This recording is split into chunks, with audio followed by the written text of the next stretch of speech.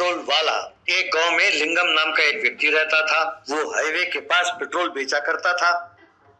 जिनके गाड़ियों में पेट्रोल खत्म हो जाती, वो अपने गाड़ी को धकेलते हुए वहां उसके पास पहुंचते और उससे पेट्रोल खरीद कर अपने गाड़ी में पेट्रोल डलवाते। इस तरह वो पैसे कमाता था। वो हर रोज पेट्रोल पंप के पास एक मटका लेकर जाता था।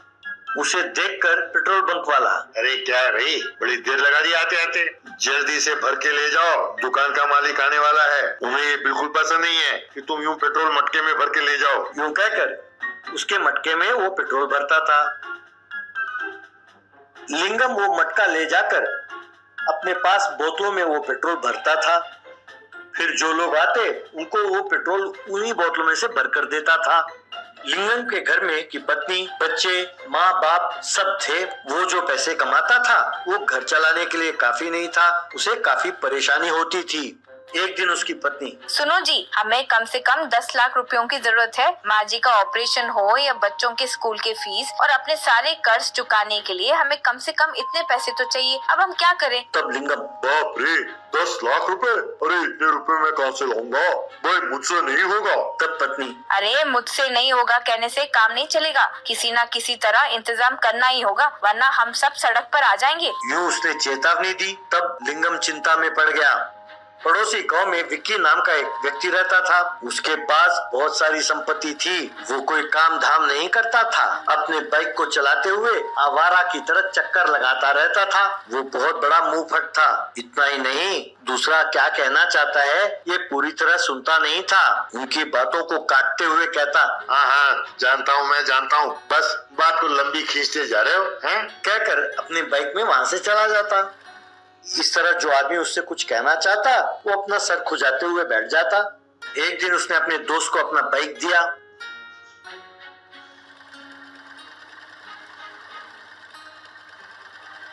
वो बाइक लेकर गया और काफी देर बाद वापस लौटा और उसे उसका बाइक सौंप दिया। विक्की अपना बाइक स्टार्ट करने ही वाला था कि वो कुछ कहने लगा। तब उसके बात को काटते हुए विक्की, अरे क्या यार, बंद कर। यही कहना चाहता है ना कि तुझे देरी क्यों हुई? तूने सॉरी कह दिया ना, बात खत्म। मैं पड़ोसी गांव जाने की जल्दी में हूँ, कहकर वहां से चला गया। तब उसका दोस्त था, मैं इसे ये कहना चाहता था कि गाड़ी में पेट्रोल कम है, पर बिना सुने ये चला गया। यूं सोचा।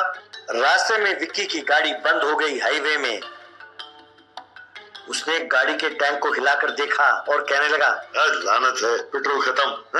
कमीना मुझे कह नहीं सकता था कि गाड़ी में पेट्रोल कम है। दोबारा गाड़ी मांगा तो मैं इसे दूंगा नहीं। अब पता नहीं पेट्रोल पंप कितनी दूर है यहाँ से। यूं सोचते हुए वो अपने बाइक को धकेलते हुआ ले जा रहा था।